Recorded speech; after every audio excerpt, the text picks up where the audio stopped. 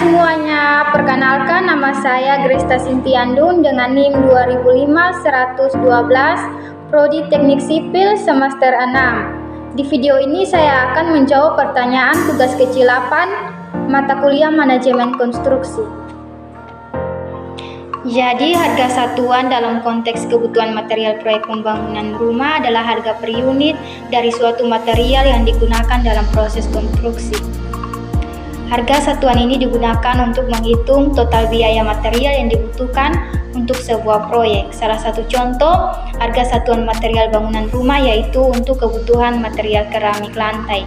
Misalkan proyek pembangunan rumah membutuhkan keramik lantai dengan ukuran 30 x 30 cm untuk seluruh lantai rumah dengan total luas 100 meter persegi. Harga jual keramik lantai yang ditemukan dari supplier adalah 100.000 per meter persegi. Maka total biaya material untuk keramik lantai dapat dihitung sebagai berikut. Total biaya material sama dengan total luas yang akan dikeramik dikali dengan harga satuan. Jadi total biaya material 100 meter persegi dikali dengan 100.000 per meter persegi, hasilnya itu 10 juta rupiah. Jadi total biaya material untuk keramik lantai dengan harga jual 100.000 per meter persegi dan total luas 100 meter persegi adalah 10 juta rupiah.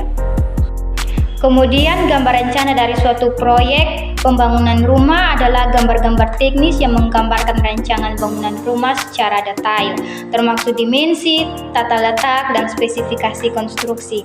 Contoh dari gambar rencana proyek pembangunan rumah yaitu ada gambar tampak depan. Gambar ini menunjukkan tampilan dari depan bangunan rumah yang meliputi pintu masuk dan jendela. Yang kedua itu ada gambar tampak samping. Gambar ini menunjukkan tampilan sisi bangunan rumah yang meliputi tinggi bangunan dan elemen lain seperti balkon atau teras. Kemudian yang ketiga itu ada gambar tata letak lantai.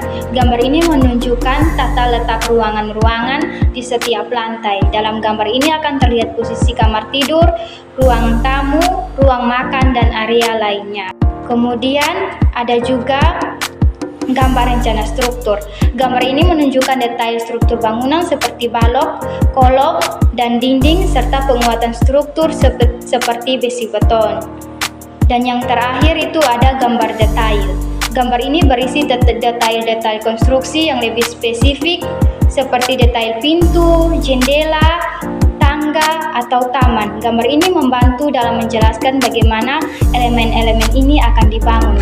Semua gambar ini secara keseluruhan membentuk sebuah paket gambar rencana proyek pembangunan rumah yang komprehensif.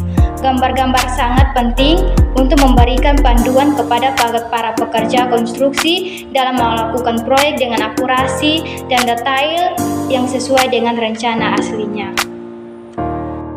Kemudian spesifikasi pondasi.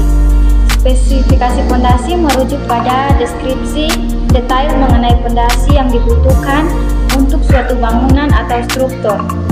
Spesifikasi ini meliputi bahan, dimensi, tipe, dan metode konstruksi yang harus digunakan agar pondasi dapat mendukung beban struktur dengan aman dan mencegah kerusakan pada bangunan. Berikut ini contoh spesifikasi pondasi, yaitu yang pertama jenis pondasi. Misalnya pondasi tiang pancang, pondasi sumuran, pondasi memanjang, pondasi tapak, dan lainnya. Jenis pondasi dipilih berdasarkan kondisi tanah, beban struktur, dan jenis bangunan. Yang kedua ada dimensi pondasi. Spesifikasi ini meliputi ketebalan, lebar, dan tinggi pondasi. Dimensi dipilih dengan mempertimbangkan beban yang akan ditanggung serta sifat tanah di lokasi struktur. Kemudian yang ketiga ada bahan pondasi. Contohnya beton bertulang, batu bata, atau balok beton pratekan. Bahan dipilih berdasarkan kekuatan yang diperlukan serta kemampuannya untuk menahan pengaruh lingkungan atau tanah. Yang keempat, jarak antara pondasi. Menentukan berapa jarak yang harus diatur antara dua pondasi agar kekuatan dan stabilitasnya tetap terjamin, khususnya pada bangunan dengan struktur yang kompleks. Yang kelima, itu ada metode konstruksi, merujuk pada cara dan prosedur pembuatan fondasi. Ini bisa mencakup penggunaan alat khusus, teknik konstruksi tertentu, atau tata cara melakukan pengecoran beton. Yang keenam, ada pengontrolan kualitas. Spesifikasi ini mencakup persyaratan dan tes yang harus dilakukan untuk memastikan kualitas dan keamanan fondasi yang dibangun, termasuk pengujian kepadatan tanah dan kekuatan beton.